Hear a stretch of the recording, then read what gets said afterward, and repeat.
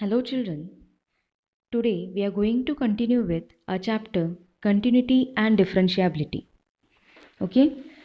In this video we'll be seeing about derivatives of implicit function. So before starting with implicit function, you should know what is explicit function. Okay? Only then we can differentiate what is an explicit and implicit function. Now, if I am able to write a function y only in terms of x, then the function is called to be explicit function. See here, we have been given x plus y plus 3 equal to 0. Can I write y equal to 3 minus x? Yes. Okay. And hence this function is an explicit function. On the other way, if you are not able to write y in terms of only x, then it is called as an implicit function. That see the example, x plus sine xy minus y, it is equal to 0. So I can write it as y equal to x plus sine xy. But again here I have x into y.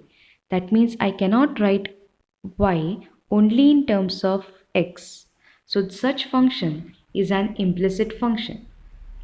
Now see, we have to find derivative of x minus y equal to pi. Is it an implicit or explicit function? It is an explicit function since I can find the value of y only in terms of x. Now this either you can do directly. Directly means whatever is given to our question, from there itself start your derivative. Okay? Or have your y equal to and then find the derivative. So here first method they have rewrote it as y equal to x minus pi. Okay, and then find its derivative with respect to x.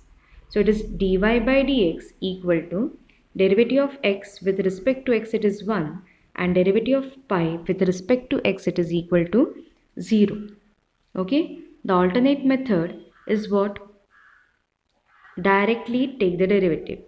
Okay, so dx by dx, that is what? Dx by dx is what? 1 minus dy by dx will be equal to d pi by dx is what? Derivative of constant is always 0. So will I get dy by dx equal to 1, and that is what the same before. Okay, so any method you can use. Next is y plus sine y equal to cos x. You have to find its derivative. Okay, is it explicit or implicit? It is an implicit function because I cannot write y equal to only in terms of x. Okay, so what you do is by the second, that is direct method, it is easy because we cannot find here y equal to. Okay, so start with differentiating on both the sides. Dy by dx plus d by dx of sine y will be equal to d by dx of cos x. Okay, now dy by dx as it is.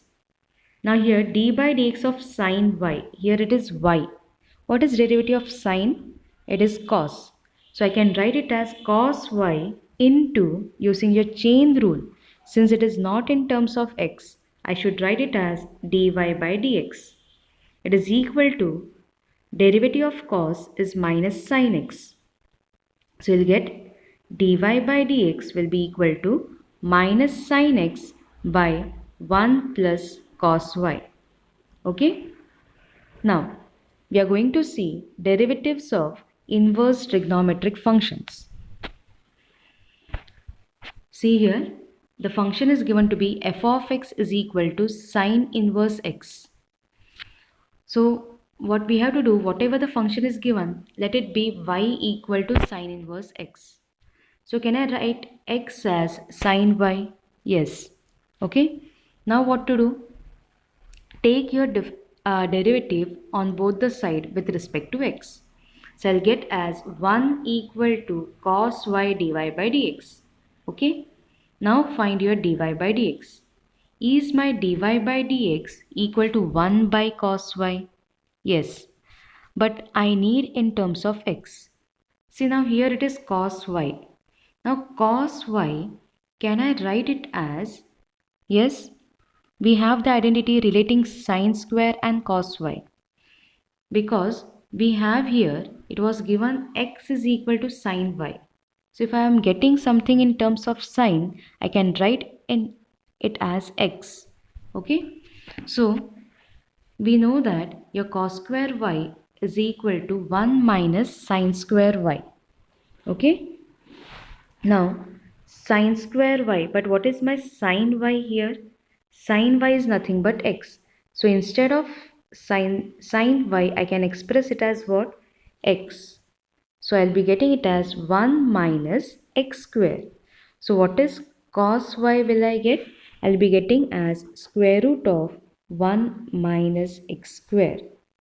Okay, and hence dy by dx will be what? It will be my 1 by cos y, that is 1 by root of 1 minus x square. So what is the derivative of sine inverse x? Derivative of sine inverse x is 1 by root of 1 minus x square. Okay, this should be by hearted. Next, derivative of tan inverse x. The same method, take your y as tan inverse x. So I can write x as tan y. Differentiate it on both the sides. You'll get 1 equal to derivative of tan is sec square.